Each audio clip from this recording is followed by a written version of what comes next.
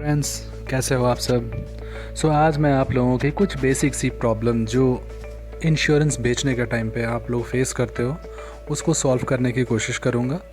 Basically मैं यहाँ पे आया हूँ दो तीन जो मेरे पास टॉपिक्स हैं जो आजकल के जो इंश्योरेंस सेलिंग के प्रॉब्लम्स हैं मैं उनको रिजॉल्व करना है। गाइस, मेरा नाम है दीपक कुमार प्रसाद एंड मैं LIC ऑफ इंडिया में एडवाइज़र हूँ।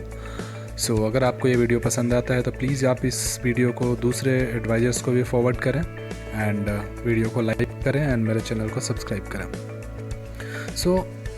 आज या फिर कभी भी जब भी आप किसी क्लाइंट से मिलने जाते हैं तो आपको कुछ छोटी छोटी प्रॉब्लम्स आती हैं जिसका रिबटल्स या आंसर जानना आपके लिए बहुत ज़रूरी होता है। आज ऐसे ही कुछ 2-3 टॉपिक्स पर मैं बात करूँगा जो कि आई एम श्योर आपके लिए बहुत हेल्पफुल होगी। हम आगे बढ़ते हैं। ये प्रॉब्लम्स है क्या जो मैं आज डिस्कस करने जा रहा हूँ। पहली प्रॉब्लम है service tax increases the cost. अगर आप किसी भी क्लाइंट को प्लान बताते हैं 3000 मंथली या 100 रुपीज़ डेली का, आप देखते होंगे कि उसमें फर्स्ट ईयर और सेकेंड ईयर में, फर्स्ट ईयर में वैसे ज़्यादा सर्विस टैक्स ऐड होता है। सर्विस टैक्स ऐड होके वो 3000 मंथली ना होके वो 3100 या 3200 रुपये हो जाता है। ये आप किसी भी प्लान में देख सकते हैं, सर्विस टैक्स ऐड होता ही होता है और उसकी वजह से प्लान का थोड़ा सा कॉस्ट बढ़ जाता है। एक तो इस पे मैं आज डिस्कशन करूँगा। दूसरा डिस्कशन ये है कि कुछ एडवाइजर्स का ये होता है कि यार हमारे पास कुछ लिमिटेड पॉलिसीज़ ही अवेलेबल है, राइट। उन लिमिटेड पॉलिसीज़ में यार हम कैसे सेल करें। इसके ऊपर भी मैं बात करूँगा कि हम कैसे सेल कर सकते हैं। जो तीसरा है वो है online term insurance is in more demand. हम एज एडवाइज़र फील करते हैं कि यार जो टर्म इंश्योरेंस है, अगर ट्रेडिशनल इंश्योरेंस तो हम ही बेचते हैं, बट अगर टर्म इंश्योरेंस की बात करें तो LIC की टर्म इंश्योरेंस मैक्सिमम लोग ऑनलाइन ही लेते हैं। इसके ऊपर भी मैं बात करूँगा कि इसको हम कैसे टैकल कर सकते हैं। जो लास्ट टॉपिक है, insurance for children is not available now. इस टॉपिक में बात नहीं करूँगा बिकॉज हमारे पास बहुत सारे प्लान्स अब अवेलेबल है चिल्ड्रंस के लिए, राइट। चिल्ड्रंस के लिए अगर आपसे कोई प्लान मांगता है तो आप उन्हें ऑफ़र कर सकते हो, बट मैं पर्सनली प्रेफर ये करता हूँ कि कोई भी क्लाइंट को आप चिल्ड्रन के नाम पे पॉलिसी ना दें, बिकॉज़ लाइफ इंश्योर उसका होना चाहिए जो कि अर्निंग मेंबर हो फैमिली का। कोई भी अपने बच्चे की डेथ पे जो इंश्योरेंस अमाउंट्स है उसको एंजॉय नहीं कर पाएगा, राइट। इस चीज़ का मैंने ध्यान रखते हुए बस ऊपर के जो 3 टॉपिक्स हैं वो मैंने कवर किया है। बढ़ते हैं पहले टॉपिक की तरफ, सर्विस टैक्स। आप सिंपली कस्टमर को बोलेंगे कि सर आप रेलवे टिकट्स कभी ख़रीदते हैं, मूवी टिकट्स भी तो आपने कभी ली होंगी, या मोबाइल फ़ोन के बिल पे करते होंगे, या फिर इंटरनेट के चार्जेस पे करते होंगे, या फिर किसी रेस्टोरेंट में आप डिनर के लिए जाते होंगे या होटल्स में जाते होंगे। क्या आपको पता है कि हर जगह आप सर्विस टैक्स पे करते हैं, हर जगह, लेकिन शायद आप वहाँ पे ध्यान नहीं देते। लेकिन ये जो आप डिसीजन ले रहे हैं इंश्योरेंस लेने का, ये आपकी ज़िंदगी का सबसे महत्वपूर्ण डिसीजन है और यहाँ पे आप सर्विस टैक्स देख रहे हैं, राइट। ये एज अ एडवाइज़र आपको भी समझना पड़ेगा कि ये इतना बड़ा इशू नहीं है, बिकॉज़ हर चीज़ में सर्विस टैक्स इंक्लूड होता है।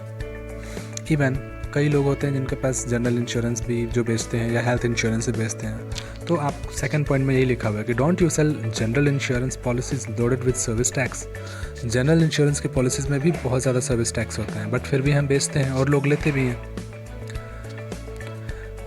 Now people are habituated to pay service tax. अब एज ए एडवाइज़र हमें समझना पड़ेगा कि सबको अब हैबिट हो चुकी है सर्विस टैक्स पे करने की। इतनी कोई दिक्कत नहीं है मार्केट में, जो हम समझ रहे हैं, जो फील कर रहे हैं। हमें ये भी समझना पड़ेगा या फिर कस्टमर को भी समझाना पड़ेगा कि जो हम टैक्सेस पे करते हैं वो हमारी बेनिफिट के लिए तो होता ही है, साथ ही साथ नेशनल डेवलपमेंट यानी भारत के विकास में भी उसका सहयोग होता है, ठीक है। सर्विस टैक्स पे करना अच्छी बात है एक भारत को डेवलप कंट्री बनाने के लिए। थोड़ा सा अमाउंट होता है और इतनी ज़्यादा हम लाइफ की इम्पॉर्टेंट डिसीजन ले रहे हैं, इंश्योरेंस ले रहे हैं, उसमें थोड़ा बहुत कंट्रीब्यूट तो हम कर ही सकते हैं। दूसरे टॉपिक की तरफ बढ़ते हैं। दूसरा टॉपिक है online term insurance is in more demand, ठीक है। जो LIC की है LIC टेक टर्म प्लान, जो कि सबसे ज़्यादा सेल होती है, वो ऑनलाइन अवेलेबल है, हमारे पास अवेलेबल नहीं है, राइट।